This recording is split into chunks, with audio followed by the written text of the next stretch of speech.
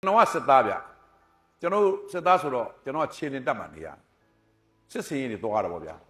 အန်ဒီရတွေများတာပေါ့အဲ့တော့ကျွန်တော်အန်ဒီရကင်းအောင်ဘာလို့လဲဆိုစစ်ထွက်တဲ့ခါကျတော့အမေရဲ့ထမိန်စားတွေကျွန်တော်ခြီရတယ်ကြားမှုမှာပေါ့နော်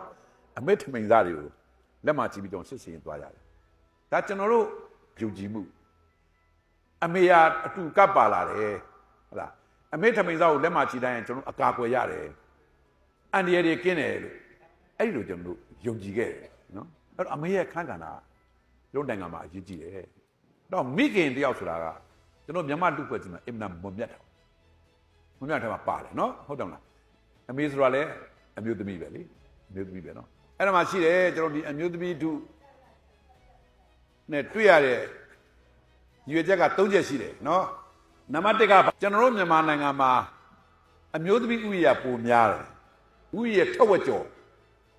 ရှိတဲ့လူကြီးရှိတဲ့အမျိုးသမီးဒူကြီးရဲ့အားကိုကျွန်တော်တို့ကလေးစားတာပေါ့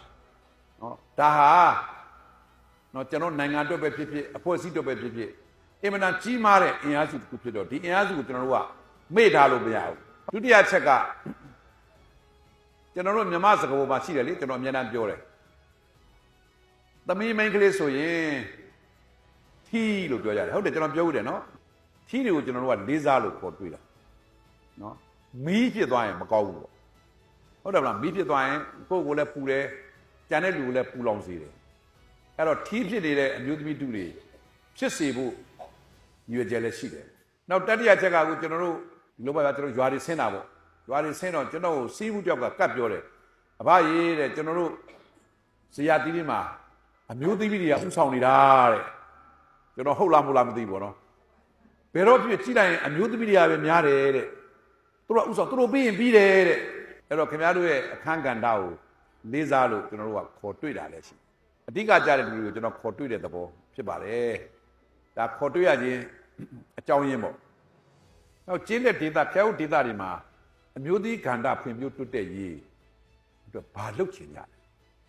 ဘာတွေလုပ်ပေးရမလဲအဲ့ဒါကိုအရင်ဆွေးနွေးရအောင်ဒါတော့အင်အားကြီးတဲ့အမျိုးသမီးတို့ကိုခင်ဗျားတို့ဇေယျတီးမြို့နယ်အတွက်ခင်ဗျားတို့နေတဲ့ရွာတွေအတွက်ဒါလည်းပို့ပြောလို့ရှိရင်လူအဖွဲ့အစည်းတစ်ခုလုံးအတွက်ဘယ်လိုများအကျိုးပြုရင်ကောင်းမလဲလို့ကျွန်တော်စဉ်းစားတယ်ကျွန်တော်တို့ကတော့ plan နေရှိတာပေါ့ဗျာတရုတ်ပြည်မှာဆိုရင်မြို့သမီးရေးရဝန်ကြီးဌာနရှိတယ်နိုင်ငံတော်တော်များများမှာရှိတယ်ခုနကြီးမားတဲ့ဒီအင်အားစုကြီးကိုနိုင်ငံတော်အတွက်အသုံးချနိုင်မှုအတွက်မြို့သမီးဝန်ကြီးဌာနဆိုတာရှိရတယ်ပြောချင်တာကနိုင်ငံတော်အဆင့်မှာတော့ကျွန်တော်တို့အဲ့ဒါတွေရှိတာပေါ့နော်ဒါကတော့ခဏထားလိုက်ပါဒါအခုချိန်မှာကျွန်တော်ဒီတော့စဉ်းစားတာပြည့်လက်ဒေတာအမျိုးသမီးတွေဘဝဟုတ်တယ်မလားဖွံ့ဖြိုးတိုးတက်ဖို့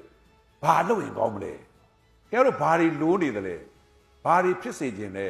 ကျွန်တော်တို့ကဘာလုပ်ပေးရမလဲဆိုတာကိုကျွန်တော်ကသိကျင်တယ်ဗျနော်ခင်ဗျားတို့ပြောတာတွေကိုလုပ်ပေးနိုင်အောင်ခင်ဗျားတို့ပြောတာတွေကိုလုပ်ပေးနိုင်အောင်လုပ်ပါကိုရှိမှလုပ်ပြရမယ်လေလုပ်ပေးနိုင်အောင်ခင်ဗျားတို့ကျွန်တော်ပါတီကိုအားပေးပါရှင်သေးအားပေးပါ